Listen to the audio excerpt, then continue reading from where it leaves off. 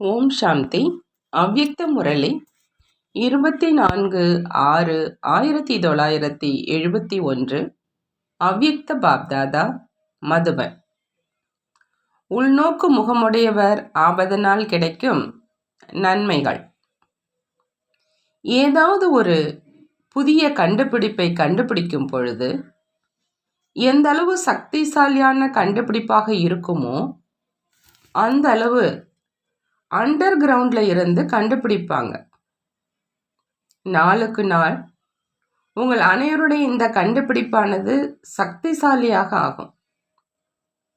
எப்படி அவங்க under ground கண்டுபிடிப்பு செய்கிறாங்களோ அதே மாதிரி நீங்களும் கூட எந்த அளவு அண்டர் கிரவுண்ட், அதாவது உள்நோக்கு முகமுடையவராக இருப்பீங்களோ அந்த அளவே புது புது கண்டுபிடிப்புகள் மற்றும் திட்டங்களை உருவாக்க முடியும். அண்டர் கிரவுண்ட்ல இருப்பதனால ஒன்று, வாயு மண்டலத்திலிருந்து தப்பிச்சிடுவீங்க.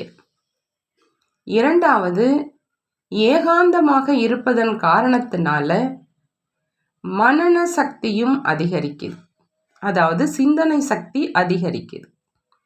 மூன்றாவதா, எந்த ஒரு மாயையின் தடையில இருந்தும் பாதுகாப்பாக இருப்பதற்கான சாதனம் ஆகிடுது. தன்னை எப்பொழுதும் அண்டர் கிரவுண்டு, அதாவது உள்நோக்கு முகம் உடையவராக ஆக்குவதற்கான முயற்சி செய்யணும். அண்டர் கிரவுண்டிலேயே அனைத்து காரியங்களும் நடைபெறுது. அதே மாதிரி உள்நோக்கு முகமுடையவராக இருந்து கொண்டே காரியம் செய்ய முடியும். எந்த காரியமும் செய்ய முடியாது என்பது கிடையாது. அனைத்து காரியமும் செய்ய முடியும். ஆனால் உள்நோக்கு முகம் உடையவராகி காரியம் செய்வதனால ஒன்று, தடைகளிலிருந்து பாதுகாப்பு. இரண்டாவது, சமயத்தின் சிக்கனம். மூன்றாவது, எண்ணங்களின் சிக்கனம் ஆயிடும். பயிற்சி இருக்குது இல்லையா? அவ்வப்பொழுது அனுபவமும் செய்கிறீங்க. உள்நோக்கு உடையவராக ஆகி பேசவும் செய்கிறீங்க. ஆனால் வெளிநோக்கு முகத்தில் வரும் பொழுதும் கூட உள்நோக்கு முகம் உடையவராக, மலர்ந்த முகம் உடையவராக, கவர்ச்சிக்கக்கூடிய மூர்த்தியாகவும் இருப்பீங்க.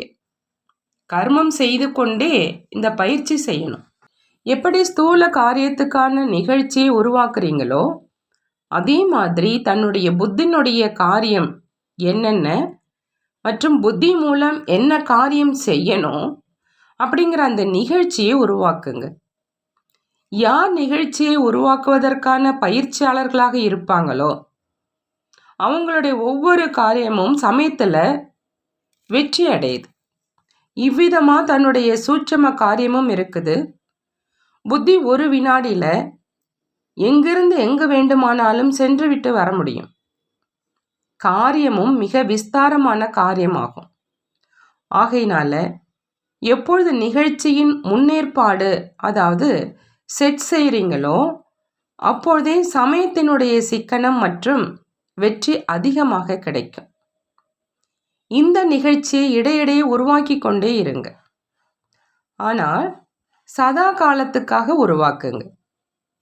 எப்படி ஸ்தூல காரியத்தை முன்னேற்பாடு செய்து செய்து பழக்கமானவர்களாக ஆகிட்டீங்களோ அதே மாதிரி இதையும் பயிற்சி செய்ய செய்ய பழக்கமானவங்களாக ஆகிடுவீங்க. இதற்காக குறிப்பாக நேரத்தை ஒதுக்குவதற்கான அவசியம் கிடையாது. ஏதாவது ஸ்தூல காரியம் அதிகமாக புத்தியை ஈடுபடுத்தக்கூடிய காரியமாக இருந்தாலும் அதை செய்து கொண்டே தன்னுடைய இந்த நிகழ்ச்சியையும் செட் செய்ய முடியும். நிகழ்ச்சியை செட் செய்வதற்கு எவ்வளவு சமயமாகுது? 1-2 நிமிடங்கள் கூட அதிகமே. இதையும் பயிற்சி செய்யணும்.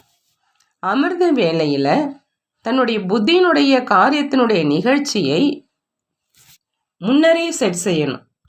எப்படி நிகழ்ச்சி ஏற்பாடு செய்யப்படுது, பிறகு இன்னென்ன காரியம் செய்யப்பட்டது மற்றும் எந்தளவு நிறைவேறியது மற்றும் எந்தளவு நிறைவேறலை என்பது சோதனை செய்யப்படுது. இவ்விதமாக இந்த நிகழ்ச்சியையும் உருவாக்கிவிட்டு பிறகு இடையிடையில் சோதனை செய்யுங்க. எவ்வளோ பெரிய மனிதர்களாக இருக்கிறாங்களோ அவங்க நிகழ்ச்சி இல்லாமல் எங்கும் செல்ல மாட்டாங்க. என்ன தோன்றியதோ அதை செய்துவிட்டோம் என்று நடக்க மாட்டாங்க. அவங்களுடைய ஒவ்வொரு வினாடியிலும் நிகழ்ச்சி ஏற்பாடு ஆகியிருக்கும். நீங்களும் கூட சிரேஷ்ட ஆத்மாக்கள் இல்லையா? ஆகையினால நிகழ்ச்சியை செட் செய்யணும். சிலருக்கு நிகழ்ச்சியை உருவாக்குவதற்கான முறை தெரியுது, சிலருக்கு தெரியல. ஸ்தூல காரியத்திலும் கூட அதே மாதிரி இருக்குது. எவ்வளவு ஒருவருக்கு தன்னுடைய நிகழ்ச்சியை முன்னேற்பாடு செய்ய வருதோ அவ்வளவே தன்னுடைய ஸ்திதியையும் செட் செய்வதற்கு வருது அப்படின்னு புரிஞ்சிக்கிங்க. இல்லை அப்படின்னா நிகழ்ச்சியின் முன்னேற்பாடு செய்யாத காரணத்தினால ஏற்ற இறக்கமான விஷயங்கள் வரும்பொழுது ஸ்திதியும் மேலும் கீழும் ஏறி இறங்குது, செட் ஆகிறது இல்லை. நல்லது. ஓம் சாந்தி. நன்றி பாபா, நன்றி.